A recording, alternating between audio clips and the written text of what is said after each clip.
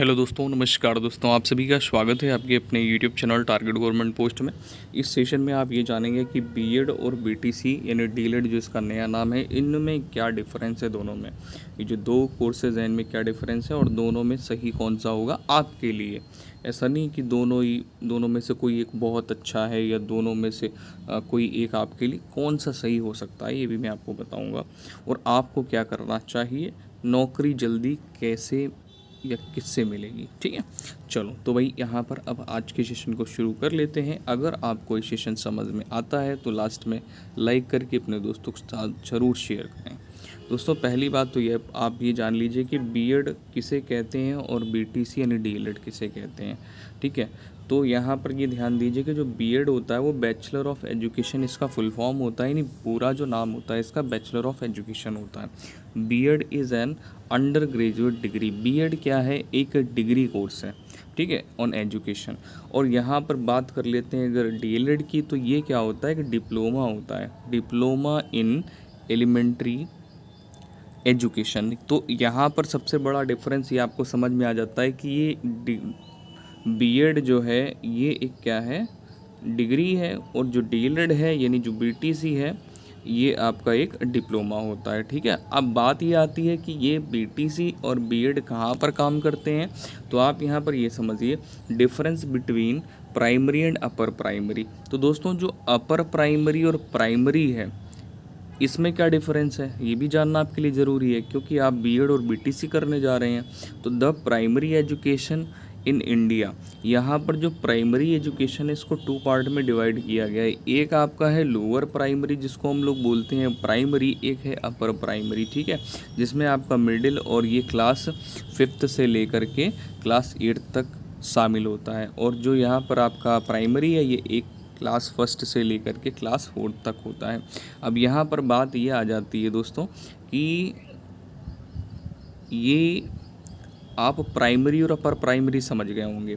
अब यहाँ पर क्या है कि ये जो एलिजिबल होते हैं ये प्राइमरी के लिए एलिजिबल होते हैं, और बीएड जो है ये अपर प्राइमरी की, मतलब बीएड करेंगे आप तो आप प्राइमरी अपर प्राइमरी से दोनों के लिए अप्लाई कर पाएंगे। अगर जॉब्स निकलती हैं तो आप इन दोनों के लिए अप्लाई कर पाओगे। ठीक है, इन दोनों के लिए अप्लाई कर पाओगे कब, जब आप करते हो बीएड।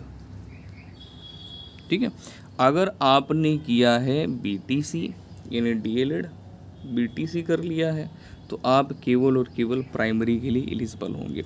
अब बात यहाँ पर ये आ जाती है कि वैकेंसी सबसे ज़्यादा, जैसे अभी हम रिसेंटली की बात करें तो नवोदय विद्यालय से जो वैकेंसियाँ निकली हैं वो चाहे प्रिंसिपल की हो चाहे टीचर की हो चाहे, है ना, हाँ, टीजीटी की बात कर लें और पीजीटी की बात कर लें, तो इनमें क्या होता है, देखिए पीजीटी तो बात अलग हो गई, इससे हमें लेना देना नहीं, क्योंकि हम बात कर रहे हैं बीएड और बीटीसी की। तो ठीक है, तो यहाँ पर टीजीटी क्या होता है, अगर आपने बीएड कर रखा है, बीएड अगर आपने कर रखा है तो फिर आप इसके लिए एलिजिबल होंगे, लेकिन इसमें सेट भी सीटेट भी मांगते हैं।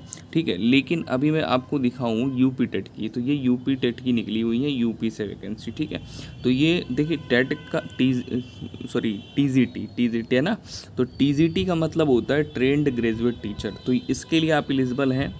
ठीक है, आप यहाँ पर वैकेंसी देख रहे होंगे कि कितनी वैकेंसी है, और इसमें साफ साफ आप देख रहे होंगे कि हमें क्या चाहिए होता है, बीएड एग्ज़ाम पास्ड, मतलब आप बीएड कर रखे हो ग्रेजुएशन के साथ साथ। तो आपको एक चीज़ समझ में ये आ गई होगी कि जो टीजीटी की वैकेंसियाँ आती हैं, टीजीटी से जो वैकेंसियाँ आती हैं ये किसके लिए होती हैं, ये बीएड के लिए होती हैं। ठीक है, लेकिन यहाँ पर मैंने आपको क्या बोला कि दोनों में से सही कौन सा है आपके लिए।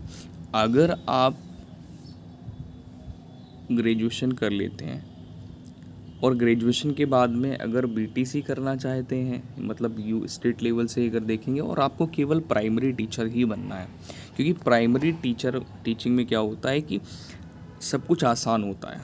ठीक है, और बीएड में क्या होता है भाई, ये अपर प्राइमरी के लिए है, बड़ी बच्चों को पढ़ाने के लिए एलिजिबिलिटी चाहिए होती है, तो इसमें ये इसके अकॉर्डिंग टफ होता है।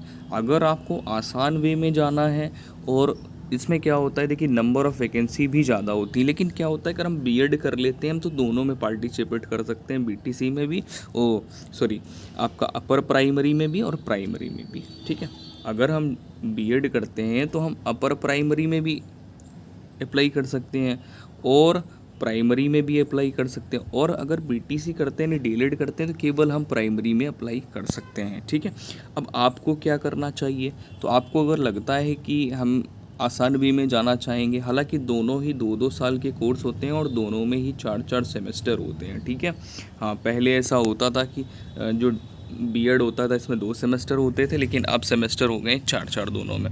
और नौकरी जल्दी किससे मिलती है, तो नौकरी अगर आपने बीएड कर रखा है तो अपॉर्चुनिटी ज़्यादा मिलती है, और पढ़ाई वगैरह जो है ना ज़्यादा करनी पड़ती है, मेहनत ज़्यादा करनी पड़ती है, कंपटीशन यहाँ पर ज़्यादा है, यहाँ पर कंपटीशन कम है।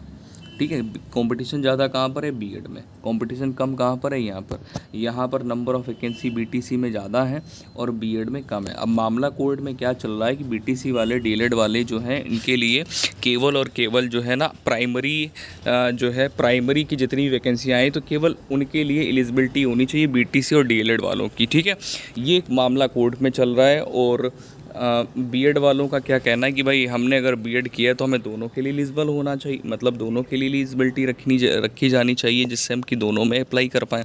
लेकिन कोर्ट में ये मामला विचाराधीन है कि बीटीसी अगर आपने डीएलएड कर रखा है तो आप केवल प्राइमरी देखेंगे और आप जो बीएड वाले हैं वो केवल अपर प्राइमरी देखेंगे। ठीक है, तो यहाँ पर बात कर लेते हैं कि नौकरी जल्दी की अगर बात करें तो अपॉर्चुनिटी जो ज़्यादा आती हैं वो बीएड से आती हैं, और डीएलएड की बात करें तो डीएलएड में थोड़ा रुकना पड़ता है, लेकिन नंबर ऑफ़ वैकेंसी ज़्यादा होती हैं। ठीक है, चलिए उम्मीद है आप हमारी बात से सहमत होंगे। अभी मैंने आपको एग्जांपल भी दिखाया, जैसे टीजीटी की वैकेंसीज़ हो गई है ना, टीजीटी आपने देखा जिसमें यूपी से जितनी टीजीटी एलटी ग्रेड की वैकेंसीज़ निकलती हैं सब में आपका बीएड मांगते हैं। और जो नवोदय विद्यालय हो गया, अभी आपने एनवीएस की देखी वैकेंसीज़ है ना, उसमें भी आपका बीएड मांगा हुआ है। और इसी के साथ साथ आर्मी स्कूल से वैकेंसी निकलती है तो उसमें भी बीएड मांगते हैं। तो मैक्सिमम जगह जो है जितने टीजीटी वाले फॉर्म है, मतलब टीजीटी के लिए, तो उसमें बीएड एलिजिबिलिटी होनी चाहिए। ठीक है, चलिए और कुछ पूछना हो तो कमेंट करके आप पूछ सकते हैं। जय हिंद।